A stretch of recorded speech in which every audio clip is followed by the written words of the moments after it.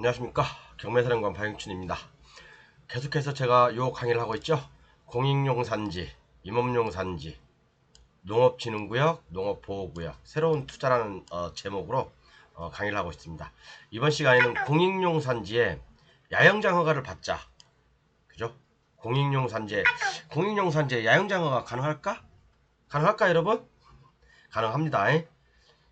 조건을 제가 항상 갖추라고 했죠. 조건. 그 다음에 농업진흥구역에 농어가 주택만 지을 수 있는 게 아니라 30평, 40평짜리 60평 음식점 허가도 됩니다. 60평 휴게 음식점 허가도 됩니다. 하물며 그린벨트에 야영장도 돼요. 공익용 산지에 양어장, 양식장 다 됩니다. 제가 그런 것들을 앞으로 한 제가 5강이나 10강 정도에 걸쳐서 다 말씀드린다고 했죠. 그러니까 여러분들께서 세상 살면서 일정 조건을 갖추면 정말 좀 세상이 자유로워질 수가 있어요. 그죠?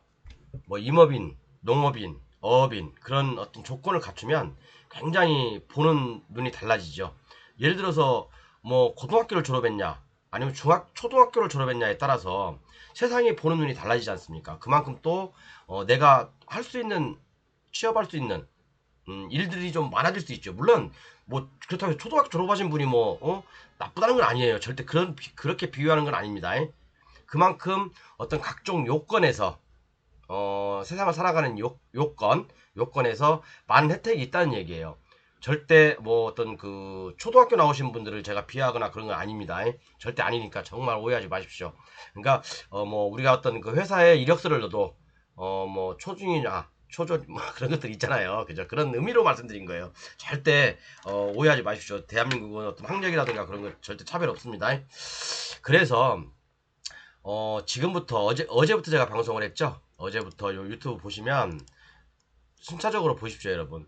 요거에서 어제 첫 번째 날인데 제가 좀 워밍업으로 그죠? 그냥 오프닝 강의로 60평 농산어촌 체험시설을 지을까, 40평 농어가 주택을 지을까, 공유산지, 임업용산지, 농업진흥구역, 농업보호구역에서 이런 퀘스천 마크를 던지면서 이제 어제부터 강의를 시작했습니다. 그래서 오늘 제목은 요거 그죠? 공익용, 임업용, 농업진흥구역, 농업보호구역에서 그죠? 할 수 있는 행위들 중에 공익용 산지의 야영장 허가를 받자. 농업진흥구역에 60평 음식점 허가를 받자. 이런 내용입니다. 그래서 뭐 교재 판매는 제가 하도 말씀드렸으니까 뭐 말씀 안 드려도 되죠? 밑에 요거 모르시는 분은 후딱 캡처하십시오. 요거 후딱 캡처하시고 교재 판매에 관해서는 인원 제한도 있고요. 한시적으로 경매 교재 판매하고 있습니다. 그거 감안하시고 자 그럼 볼게요. 제가 저번 시간에 대략 말씀드린 게 요거죠. 저번 시간에는 전체적인 용도지역을 설명을 해드렸어요. 그죠? 용도지역과 관련해서 건축법, 도로법, 국토계획법, 그 다음에 환경정책기본법, 그 다음에 지구단위계획, 산지관리법, 농지법, 개발제한구역, 그 다음에 수도법, 환경정책기본법, 그 다음에 건축법에서 얘기하는 도시지역, 국토계획법에서 얘기하는 도시지역, 그리고 이제 어디에 지정되고 어떻게 지정이 되는지 요거에 대해서 간략하게 말씀드렸고 뭐 공법에 기초가 돼 있는 분들 이건 외울 필요가 없어요. 그냥 토지이용계획원에 농업진흥구역 적혀있다. 그럼 농업진흥구역 행위자를 받는 거예요. 그렇게 보시면 됩니다. 근데 이 중에서 제일 깡패는 뭡니까? 제일 센 규제는 예를 들어서 개발제한구역하고 지구단위 계획구역하고 만났어요, 여러분. 대한민국의 공법에서 제일 깡패는 이 지구단위 계획구역입니다. 그죠? 토지용 계획원에 보면 개발제한구역, 지구단위 계획 이렇게 얹혀져 있어요. 예를 듣는 거예요. 그럼 누가 이깁니까? 지구단위 계획이 이기는 거예요. 지구단위 계획 구역에서 시키는 대로만 해야 됩니다. 그죠? 그건 다 아시죠? 그리고 여러분들 헷갈리지 말아야 될 거 요거 제가 말씀드렸고 저번 시간에 그 다음에 조금 더 나가서 우리가 여러분 토지를 살 때도 또 경매로 어떤 토지를 구입할 때 정말 좀 이렇게 한 번쯤 그러니까 741강부터 제가 745강이 될지 10강이 될지 모르겠어요. 근데 앞으로 하는 강의 한 5강에서 10강이 굉장히 중요하다고 말씀드리는 게 토지를 보는 눈이 달라집니다.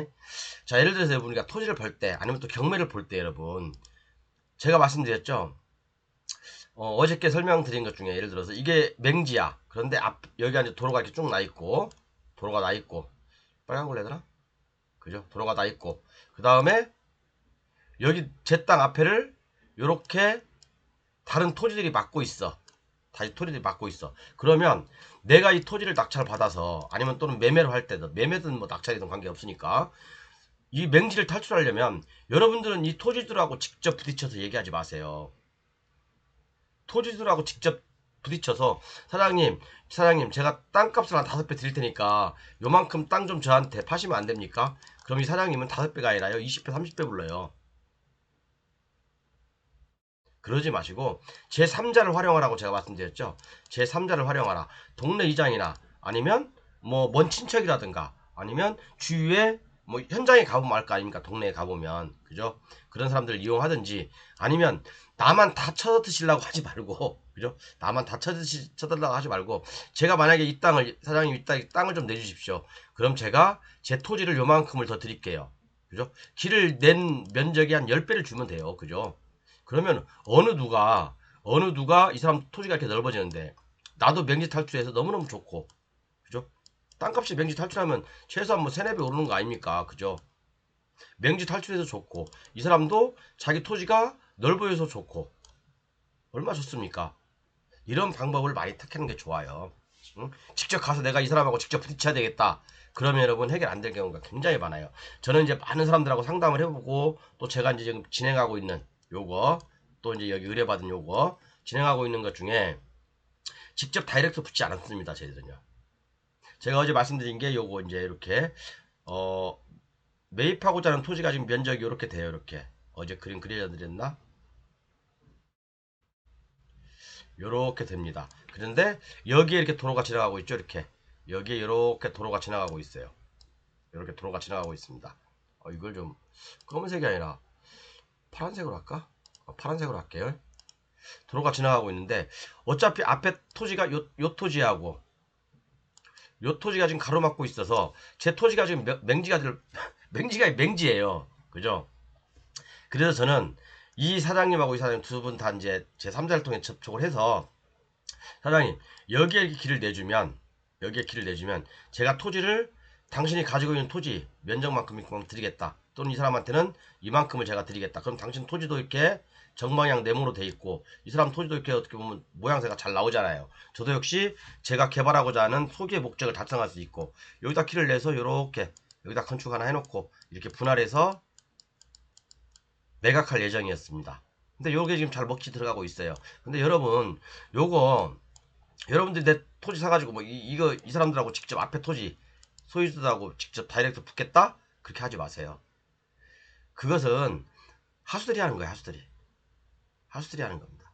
절대 이 사람들하고 직접 부딪히지 말고 동네 이장이나 아니면 제3자 아니면 이 사람들하고 인연이 있는 옆에 토지 이 사람들을 이용한다든가 이용이라 했는데 활용해서 맹지를 꼭 탈출하세요. 제가 여기다 적어놓은 게 이제 고수는 맹지를 산다 이런 말씀 제가 드리죠. 제가 옛날에 저희 블루오션 교재에 맹지에 관해서 많은 얘기를 했습니다. 그죠? 맹지라고 해서 안 팔리는 거 아니에요. 뭐 벨루맵이나 디스코나 그런 거 보십시오. 맹지라고 해도 매매가 엄청나게 잘 돼요.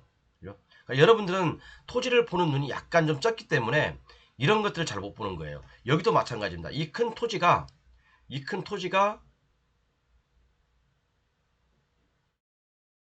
지금 맹지예요. 맹지. 근데 이것도 도로가 이렇게 지나가고 있잖아요. 이렇게 도로가 이렇게 지나가고 있는데 조금만 더 길을 트면 맹지를 탈출할 수 있는데 이 지금 금싸라기 땅이 포위돼 가지고 맹지를 탈출을 못하고 있어요. 이런 것도 지금 제가 컨설팅하고 있거든요. 그런데 여러분들 이런 땅에서 정말 대박이 나오고 노다지가 나오는 거예요. 맨날 도로에 접한 거 그런 거 해봤자 여러분 아무 의미 없어요.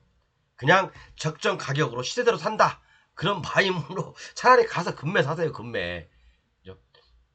노력하지 않고 얻을 수 있는 건 아무것도 없습니다. 제가 항상 그러잖아요. 배워야 된다고. 알아야 된다고.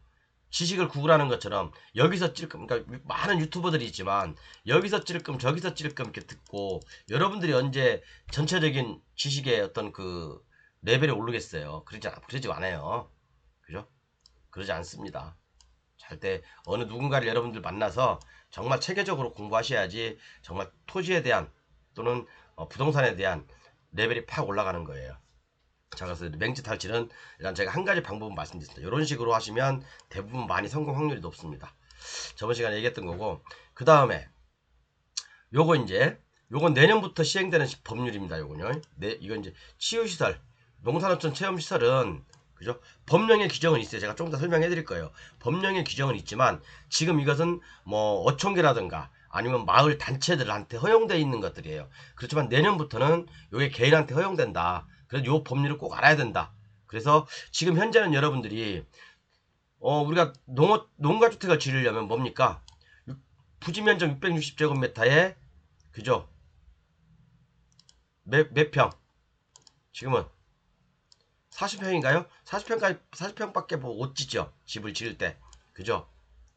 그런데 농산어촌 체험실로 전용허가를 통해서 들어가게 되면 부지면적 1000제곱미터 안에서 60평을 지을 수가 있다. 그것도 음식을 팔 수 있는, 그죠? 음식을 팔 수 있는 휴게 음식점을 지을 수가 있습니다. 휴게 음식점은 당연히 술은 안 되죠.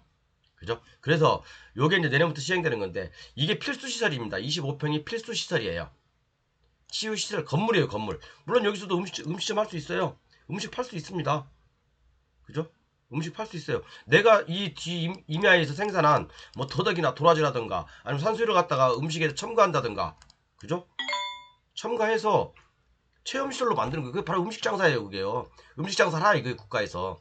그죠? 여기다 또 뭐 전체를 다 20평 정도 만들 수 있고 이렇게 띄엄띄엄 트리하우스처럼 아니면 또는 이렇게 뭐 우리가 이제 뭐 방갈로처럼 이렇게 따로따로 7평씩 7평씩 또는 6평씩 해서 20평을 더 만들 수 있고 또 10평의 음식 체험장을 또 만들 수 있고 다 음식점을 팔 수 있는 공간이 됩니다. 이게요. 그죠? 전시장 잠깐 조금 옆에다 이렇게 놓으면 되는 거죠. 그죠? 전시장 놓으면 되는 거죠. 그래서 여러분들 이거 치유시설, 치유농업 내년부터는 굉장히 활성화될 거예요. 요것보다는 지금까지는 요게 대세였다면 앞으로는 요게 대세가 될 가능성이 높습니다. 그죠? 의무 필수 시설이라 해가지고 치유시설 25평이고 그죠? 외부 치유 체험시설 30평까지 지을 수 있으니까 약 그러니까 60평을 지을 수가 있는 겁니다. 또 여기다 비닐하우스도 크게 할 수도 있고 이렇게 그죠? 그래서 크게 할 수 있습니다. 그래서 이런 전답 과수원 농지를 사서 뒤에 있는 맹지가 임야가 있다 이렇게 맹지가 임야가 뭐 한 5,000평이 있다. 맹지 싸게 사는 겁니다. 그죠? 맹지 싸게 사서 요렇게 우리가 이제 그 임야 농업진흥구역에서 할 수 있는 행위 제한에 보면 임야 같은 경우는요. 그죠? 공인용산지에 살 수 있는 행위를 보면 임야 같은 경우는 도로를 50m밖에 못 들어가지 한 번에. 그죠? 그래서 여기다 창고 하나 짓든지 또 경치 좋은 또 다음에 또 50m 들어가서 여기다가 농가주택 하나 짓든가 경치 좋은 데서 그죠? 산림관리사를 지을 수도 있고 숲속 야영장 휴게음점도 가능하고 그죠? 농업 관련 시설 농산물 재배 뭐 창고 판매 시설 다 가능합니다. 다 가능해요. 다 가능하다고요. 그러니까 여러분들은 이게 그 토지를 볼 때 이거 무슨 건축에서 상가주택 다가구주택 아니면 뭐 이런 그 농가주택을 지어서 팔아야 되겠다 그렇게 생각하시는 분도 있지만 그렇게 보면 모든 것들이 다 개발 가치로밖에 안 보이는 거예요. 그렇게 보지 마시고 그런 수요자가 있는 반면에 그죠? 내가 여기서 이렇게 판매도 하고 제 6차 산업이라고 하죠.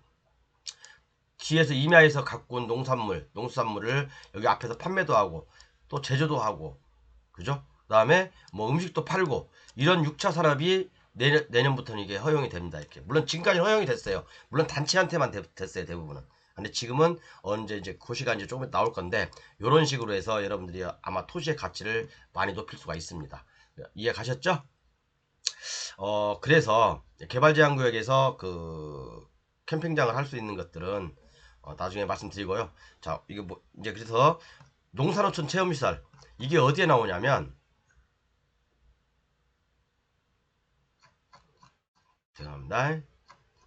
자,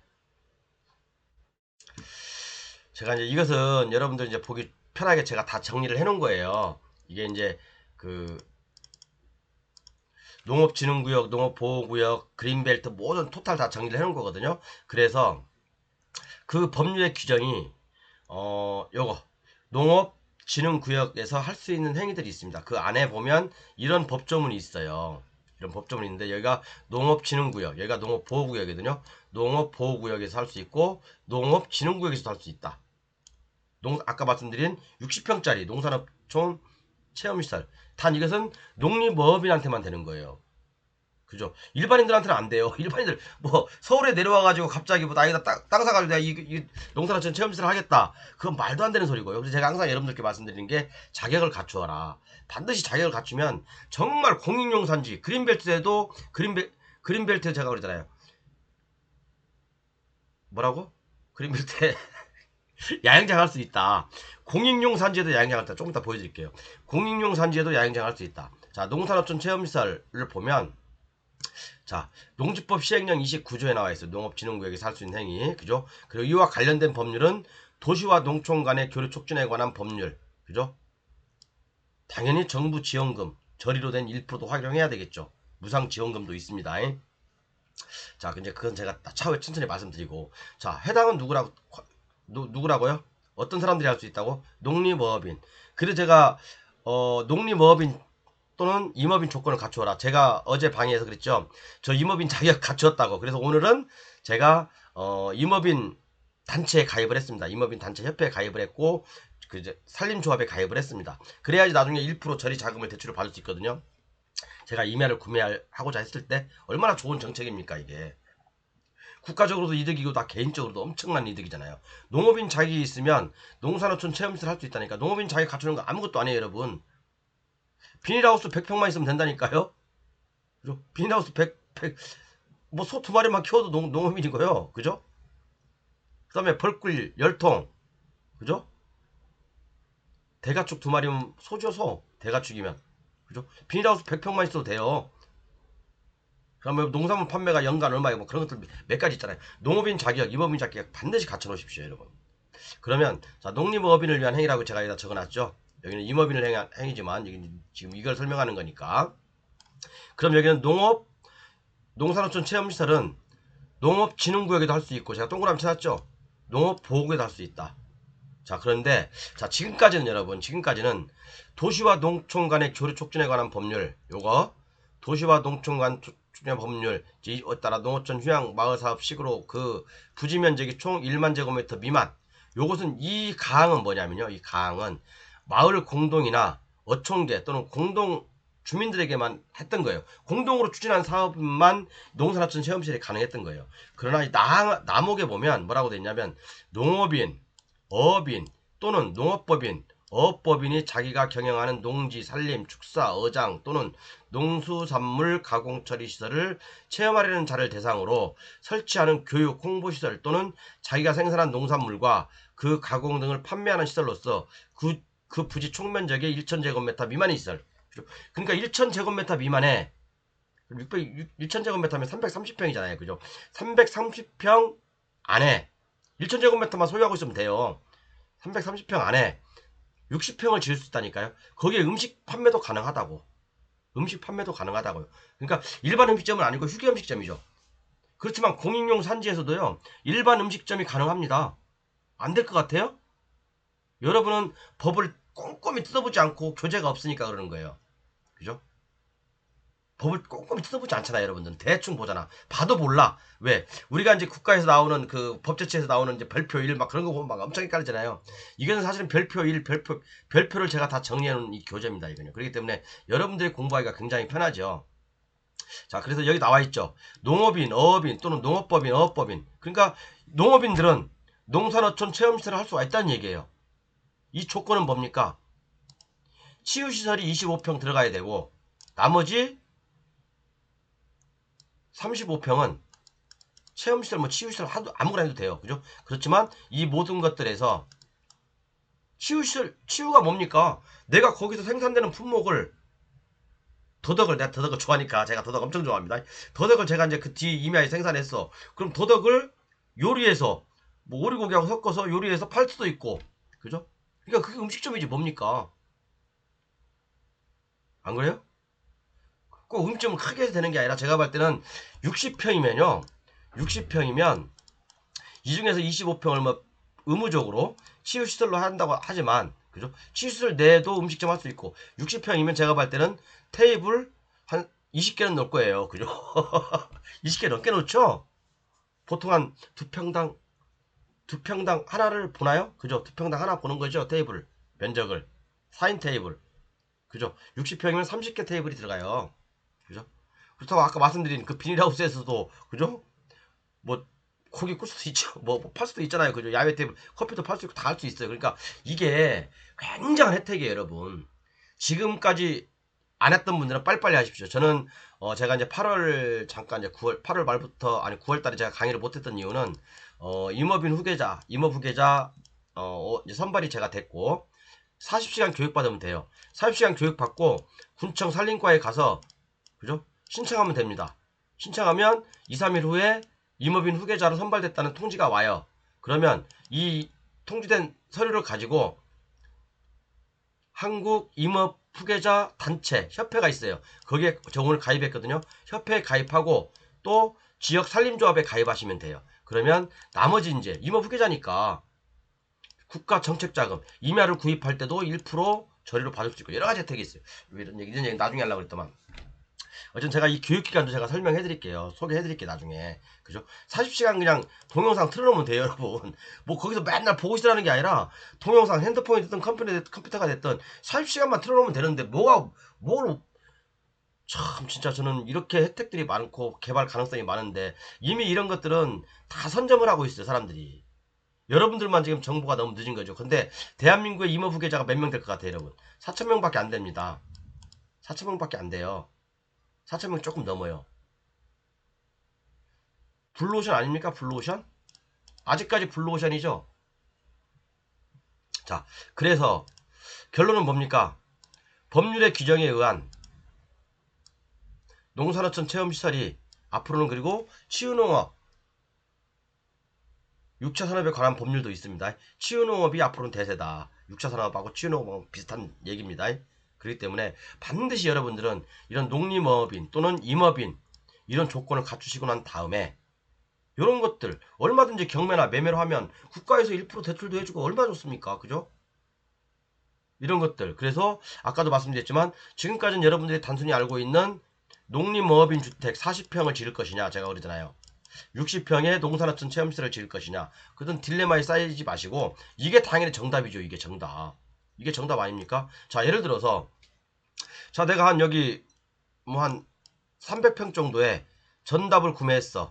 전답을 샀어요. 그런데 뒤에 산이 있어. 맹지산이 있어. 근데 이게 공익용 산지하고 임업용 산지하고 혼재가 돼 있어.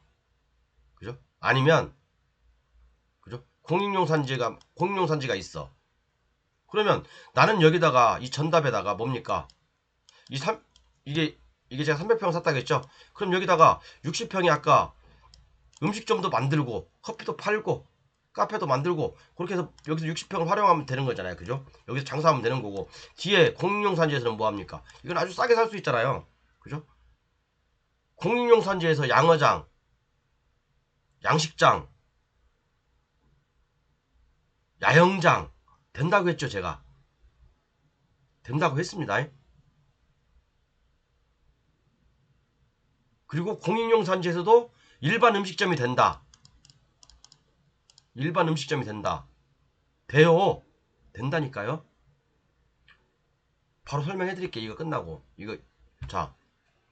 그러면 산지법에서 얘기한 대로 이렇게 50m밖에 못 들어가잖아. 그죠? 50m에다가 여기다가 창고를 하나 짓고 그죠? 이걸 싸게 사서 그럼 이제 이게 맹지 탈출하는 거죠. 그죠? 이 이면은 이제 맹지 탈출하는 거예요.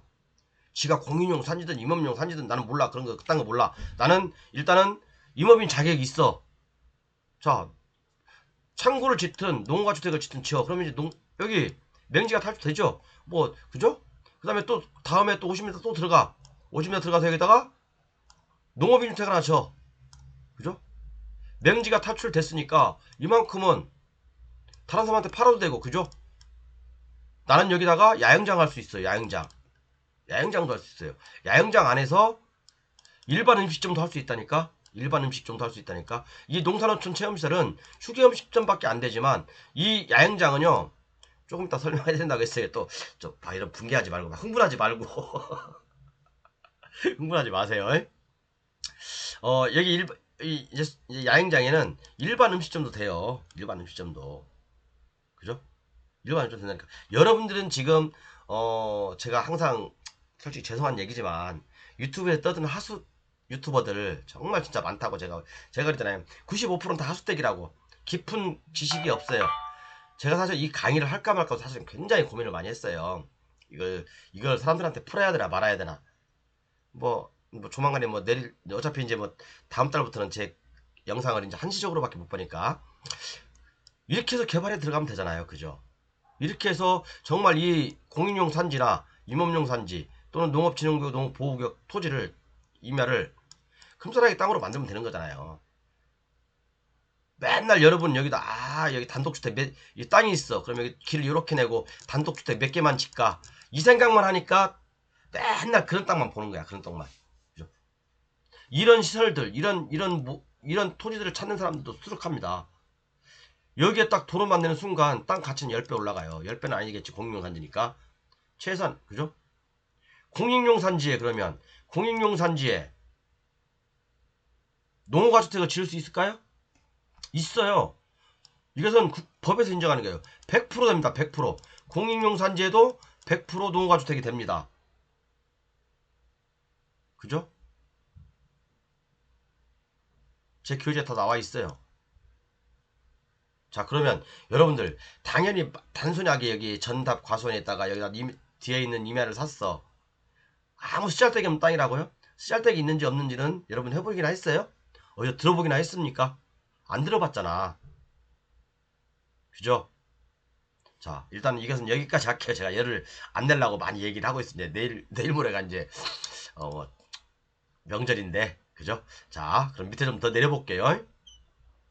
자, 여러분들은 일반 야영장만 생각하는 거야. 이 야영장. 이 야영장. 제 기본 교재 822페이지 있습니다. 여러분들 교재 가지고 계신 분들 있죠? 기본 교재, 블루오션 교재 아니에요. 제가 이건 공개했습니다. 일반 야영장은요. 그죠? 일반 야영장은 일반인들이 함부로 접근 못해요. 그죠? 공인용 산지, 임업용 산지. 그죠? 농업진흥구역, 농업보호구역에는 원칙적으로 불어입니다. 원칙적으로 불어. 그렇지만 지자체 조례로 일부 허용되는 건 있어요. 일부 허용되는 건 있다고. 그렇지만 원칙적인 불어입니다. 그죠? 원칙적으로 불어입니다. 야영장은. 그렇죠. 그렇지만 농어촌 정비법 시행규칙 별표 3에 보면 농업인의 소득증계 일환으로 관광휴양산업단지 또는 관광농원에서 야영장 겸업은 가능하죠. 제가 지금 관광휴양산업단지, 관광농원을 얘기하는 건 아니에요. 이것도 나중에 조금 이따 나중에 이제 다다음 시간에 이제 설명해 드릴 거예요. 그죠? 요게 아니라 그죠? 요게 아니라 자, 제가 옛날에 강의했던 건 요거예요. 야영장을 설치할 수 있는 용도지역 여기 나와 있죠. 이렇게요. 그죠? 용도지역은 주거지역 뭐 이렇게 준주거지역 그 다음에 자연녹지 생산녹지 그죠? 보존녹지는 조례에 따라서 할 수도 있고 안 할 수도 있고 그 다음에 계획관리지역은 돼요. 조례도 되고 그렇지만 생산관리 보존관리는 조례에 따라서 될 수도 있고 안 될 수도 있다. 그래서 농림지역도 역시 마찬가지로 조례에 따라 될 수도 있고 안 될 수도 있다. 자연환경 보전지역도 될 수도 있고 안 될 수도 있다. 이것은 일반인들 농업인도 아니고 임업인도 아니고 어업인도 아닌 일반인들이 야영장을 설치하고자 할 때 조건인 겁니다. 일반인들이. 자, 그러면 우리는 이 일반인들하고 경쟁력이 같으면 안 되잖아요. 그죠? 뭔가 좀 차별화돼야지 우리도. 뭔가 좀 배운 사람들이니까. 그죠? 뭔가 좀 우리는 알고 있는 사람들이니까. 자, 그럼 우리 다른 방향으로 접근합시다. 다른 방향으로. 이것은 제가 뭐 모르는 분들 제 교재 가지고 계신 분들 822페이지에 있습니다. 요거요. 요 내용은요. 일반 야영장을 만드는 방법들에 대해서는 822페이지 있고요. 우리는 그걸로 접근하는 게 아니라 그리고 한 가지 더 일반 야영장은요. 여기 관광진흥법에 보면 별표 7이 있어요. 별표 7이 있어요. 별표 1하고 별표 7. 관광진흥법에 보면 별표 1, 별표 7이 있습니다. 여기에 야영장에 대한 설치 기준, 안전, 그 다음에 뭐 도로폭, 너비 그런 것들이 다 규정이 되어 있거든요. 하나 대충 봐볼까? 자, 야영장 안전 위생 기준. 그럼 여기는 그 위생 기준이 있죠. 화재 예방 기준이 있고, 그죠? 그 다음에 전기 사용 기준이 있고, 가스 사용 기준이 있고, 대피 관련 기준이 있고, 그 다음에 질서 유지 및 안전사고 예방 기준이 있고, 여러 가지가 있어요. 그리고 또 하나, 관광진흥법을 타고 가야 된다고 했어요. 이건요. 야영장은, 일반 야영장은요. 자, 보시면, 그리고 또 관광사업의 등록 기준이 있습니다. 여기에 야영장업이라고 나와요. 다목에 보면 야영장업이 나와요. 공동기준이 나오고요. 그 다음에 뭐 야영장 전체가 1,000제곱미터 미만일 것. 그 다음에 개별 기준. 그죠? 공동 기준이 있고 개별 기준이 있어요. 뭐 소화기는 몇 대 해야 되고 데크는 여기에 다 나와 있습니다. 여기에 다 나와 있어요. 그 다음에 오토 캠핑장 있죠? 오토 캠핑장은 뭐 차가 한 대, 뭐 15제곱미터, 이런 게 있어요. 하여간, 제가 숫자 약하다고 했으니까. 그런 거 저한테 물어보지 마세요. 저도 이거 보고 말씀드려요, 항상요. 그 다음에 일반 야영장. 그죠? 뭐 차가 충분히 통행할 수 있는 확보라고. 그럼 이건 몇 미터예요? 조례로 위임되어 있으니까 이것은 4m. 4m 확보해야 돼요. 근데 오토 캠핑장, 자동차 야영장은요, 6m 확보해야 돼요, 6m. 6m. 그리고 한 대당 자동차 50제곱미터 이상 야영 공간이 있어야 되고. 이런 것들이 다 있습니다. 그래서 이건 어디서 찾는다고? 제 교재 없는 사람들은 메모하세요. 괜히 나중에 또 여기서 왔다 갔다 저기서 왔다 갔다 하지 말고. 관광진흥법 별표 1과 별표 7에 있다. 제 교재 가지고 계신 분은 다 있으니까 안 보도 돼요. 자, 그래서 어디까지 했지? 이 야영장. 이건 일반인들이 야영장을 할 수 있는 것들. 이건 국토계획법이라든가 거기서 일반적으로 규정하고 있는 것들을 얘기하는 거고. 자, 우리는 임업인이고 어업인이고 농업인이야. 조건이 있어. 조건이 돼. 그래서 그런 토지를 아까처럼 그런 토지를 샀어. 그러면 잠깐만요.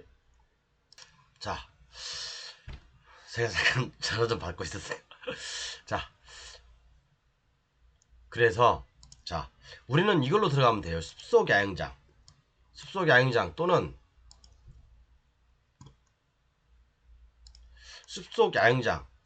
숲경영 체험림. 이건 누가 할 수 있다고? 임업인이 할 수 있다고. 그죠?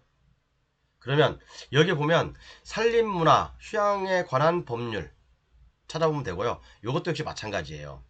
이것도 마찬가지. 조금 더 내려볼까? 이거 적어야 되겠구나. 아이고, 이게 왜.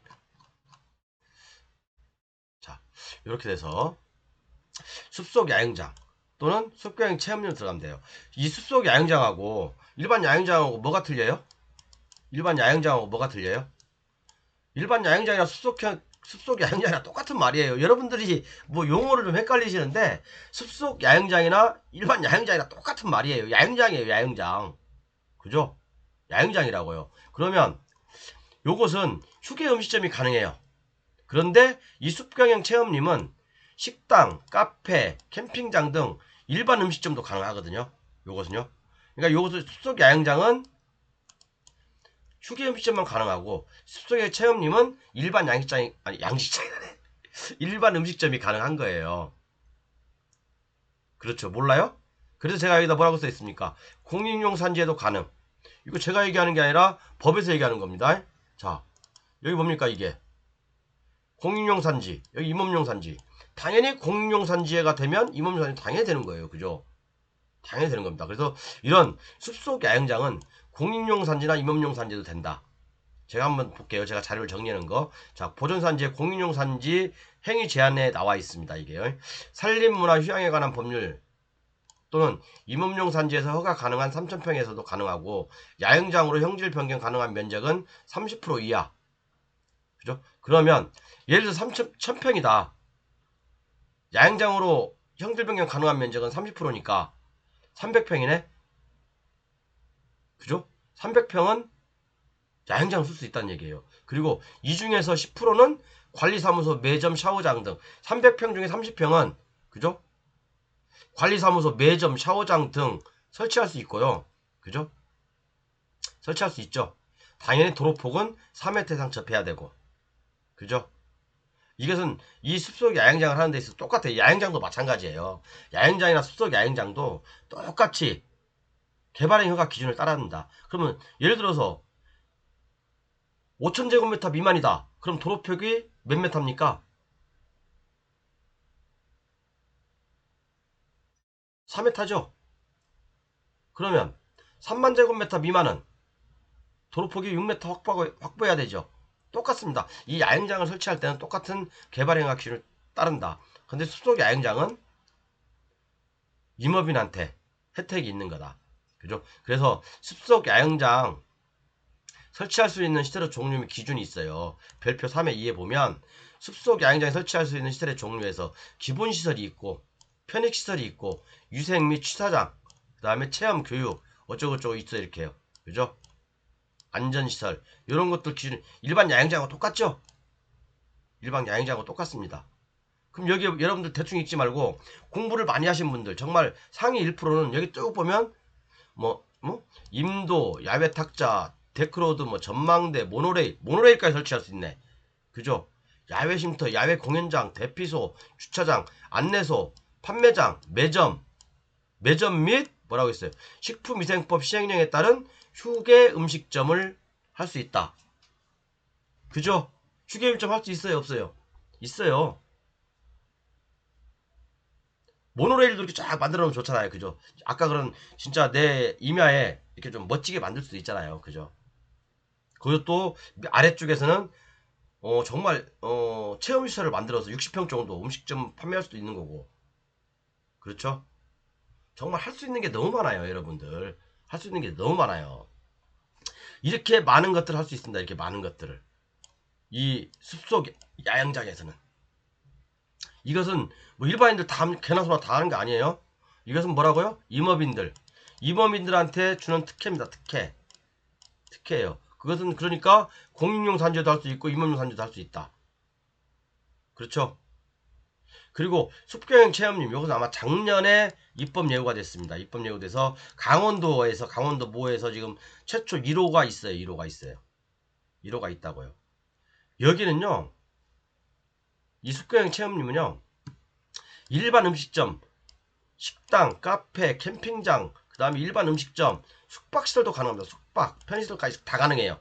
말 그대로 그냥 관광농원이라고 보시면 돼요. 그냥 그러니까 관광농원은, 그죠? 관광농원은 농업인한테 주는 혜택이라고 한다면, 이 숲경영 체험님은 임업인한테. 그렇다고 해서 여러분, 임업인도 되고 농업인도 될 수 있어요. 그죠? 제가 임업 후계자인데, 박영춘이가 임업 후계자 제가 됐다고 했잖아요. 임업 후계자인데, 제가 거기다가 비닐하우스에다가 100평만 지면 농업인입니다. 그죠? 농업인이든 임업인이든 어떤 걸 갖추면 돼요. 그죠? 근데 단 요것은 이제 숙병 체험님은 제한이 하나 있어요. 제한이 뭐냐면 5만 제곱미터 이상의 임야를 5년 이상 경영한 자야 돼요. 그렇기 때문에 이렇게 많은 혜택들이 있다는 거예요. 이렇게 많은 혜택들이 있어요. 그죠? 숙박시설, 편의시설. 그러니까 어떻게 보면 관광농원하고 똑같은 거죠. 관광농원에 여러분과 경매할 때 그러니까 덥석 낙찰받았다간 제가 뭐라고 했습니까? 손모가지 잘린다고 했죠? 왜? 관광농원 양수자는요. 농업인이어야 됩니다. 농업인 조건을 갖추지 않으면 보증 못 수당해요. 경매에서. 그러면 이 숲속 야영장이라든가 숲경 체험님을 경매가 나왔어. 그럼 낙찰을 받고 싶어. 그럼 나는 임업인이어야 되잖아요. 그죠? 조건을 갖춰놓으니까. 조건을 갖추는데 어렵지 않아요. 여러분. 저도 딱 2주 걸렸다고 했잖아요. 40시간 교육받고 모르면 저한테 교재 188만원 주고 사신 분들은 다 블로그에 나와 있으니까 모르시면 저한테 문자 주세요. 교육 40시간 받고 동영상 강의 동영상이에요. 동영상 40시간 받고 군청이나 거기 가서 임업부계좌 신청하고 그죠? 그러면 2, 3일 후에 임업부계좌 증서가 나와요. 이거 가지고 임업부계좌 단체 협회에 가입을 합니다. 또 그리고 이걸 가지고 조합에 가입을 해요. 물론 조합 가입하는 것은 이 임업부계좌 증서가 없어도 됩니다. 조합은 누구나 산을 가지고 있는 사람들은 다 가입할 수 있습니다. 그래서 이런 조건을 딱 갖춰놓으면 물론 다다음 시간에 이제 조금 이따 하겠지만 다다음 시간에 하겠지만 어마어마하게 혜택들이 많다. 그죠? 숲속 야영장만 해도 그렇지 않습니까, 여러분? 일반 야영장 하실래요? 숲속 야영장 하실래요? 숲속 야영장은 공인용 산지에서 할 수 있다니까? 그죠? 맨날 남해 탁 지나가면서 야 저 그린벨트 안에 어떻게 야영장이 있을까? 저 공인용 산지일 텐데 어떻게 저런데 야영장이 있을까? 그런 생각만 하지 마시고요. 전문적으로 컨설팅 받으세요. 아니면 전문적으로 제 블루오션에 나와 있듯이 이렇게 공부하세요, 여러분. 그러면 세상이 한결 편하게 보입니다. 편하게. 맨날 궁금증에 쌓여가지고 풀리지도 않는 궁금증 맨날 운전하고 다니면서 어떻게 풀지? 어? 책 사기는 아깝고, 그죠? 책 사기는 아깝고. 제가 여러분들 그래서 왜 공법을, 토지 부동산 공법을 공부하라고 하냐면, 제가 조만간에 이제 이 컨설팅 보고서에 대해서 말씀을 강의를 할 거예요. 컨설팅 보고서를 강의를 할 건데, 저는 대부분 다 민법적인 건 별로 안 돼요, 여러분. 이게 이제 기본적인 사항, 체크사항이거든요. 그 다음에 이게 이제 이 임야에 대한 체크사항이 뭐 이렇게 많아요. 그 다음에 농지에 대한 체크사항, 그 다음에 국토계획법, 그 다음에 제가 밑에 쭉 내려보면 이게 다 공법적인 거예요. 민법은 몇 가지 안 됩니다, 여러분. 민법이 체크할 수 있는 것은 법정이상권, 뭐 차지권, 임차권, 유치권, 그죠? 이런 것들. 그 다음에 뭐 지분, 등기법, 가등기 몇 개 안 되잖아요. 이 민법은 몇 개 안 돼요. 민법은 몇 개 안 된다고. 나머지는 여러분들이 정말 경매에서 성공하지 못하는 이유가, 그죠? 제가 교재를 팔아먹기 위해서 그러는 게 아니에요, 여러분. 교재를 팔아먹으면 여러분들한테 안 사도 돼요. 안 사도 된다고. 이미 사실 분들은, 공부하실 분들은 다 알아서 공부하고 다 샀어요. 그렇기 때문에 거의 저는 제가 항상 그러잖아요. 경매에서 이 30%는 민법이다. 30%는 민법이고 나머지 70%는요. 토지공법이에요. 토지공법. 근데 토지공법이 어렵게 공부하니까 여러분들이 어려운 거예요. 제 강의 들어보신 분들 어렵습니까? 아주 쉽죠? 원리만 이해하고 나면 토지공법은 아주 굉장히 쉬운 거예요. 그리고 정말 디테일한 부분은 제가 다 잡아드리잖아요. 이렇게 제 교재 속에 다 있어요. 그래서 여러분 오늘 배운 건 뭐라고요? 제가 그래서 잠깐 아까 쉬는 시간에 제 좀 목차를 수정을 했습니다. 이렇게 공익용 산지의 야영장 허가를 받자, 공익용 산지의 일반 음식점 허가를 받자, 농업진흥구역의 60평 음식업장을 받자, 이렇게 좀 바꿨거든요. 이제 이해가 가시죠? 이제 결국 2편밖에 안 했어요. 이제 겨우 2편이에요. 더 서프라이즈한 것들이 많아요. 그리고 여러분들이 토지 공법에 대해서 또는 전체적인 그림을 그리는 데 있어서 이 강의가 아마 상당히 제가 앞으로 741강부터 아마 746강 정도를 예상하고 있거든요. 이렇게요. 물론 컨설팅 보고서까지 하면 한 750강까지 될 거예요. 이렇게 예상을 하고 있으니까 이 강의 들으면 여러분들이 인생을 조금 변화시키는데 돈이 좀 보이는데 좀 많은 도움이 될 겁니다. 전 그렇게 강의를 하고 어떻게 오늘 강의 괜찮았죠? 조금씩 이렇게 좀 공법이 좀 뭐가 보이십니까? 답이? 그리고 교재 판매는 이렇게 하고 있습니다. 이렇게 하고 있으니까 뭐 책 안 사셔도 돼요. 여러분 사기 좀 사지 마세요. 그냥 평생 아는 것이 힘입니다. 이 안에 다 돈이 들었는데 그러니까 인원 제한하고 한시적으로 경매 교재 판매하는 건 제가 뭐 지난 강의 때부터 계속 말씀드렸으니까 더 이상 말씀 안 드릴게요. 그래서 오늘 제목은 요거 공인용 산지 또는 농업진흥구역에서 할 수 있는 행위들 중에서 숲속 야영장, 또 야영장, 그 다음에 숙경인 체험림, 그 다음에 농산하천 체험시설 이렇게 얘기를 했어요. 어떻게 도움이 되셨죠? 자, 이제 명절 잘 세시고요. 저는 명절 동안에 계속 강의를 할 거예요. 그런데 이제 이 강의를 제가 오랫동안 띄워놓지는 않을 겁니다. 왜냐면 우리 블루오션 교재 가지고 계신 분들 위해서라도 오래 띄워놓지 않을 거고요. 그리고 블루오션 교재 이제 그 188만원 정가를 주고 사신 우리 교재 구매자분들 계시죠? 제가 이 교재는 안 보내드린 것 같아요. 말씀해 주시면 요거 지금 강의하고 있는 거 요거 요거하고 컨설팅 보고서 요거 지금 강의하고 있는 거 보내드릴 겁니다. 제가 다시 정리한 거거든요. 꼭 필요하시면 말씀하십시오. 예, 감사합니다. 명절 잘 보내시고요. 저는 명절 때도 계속해서 강의를 할 겁니다. 네, 감사합니다.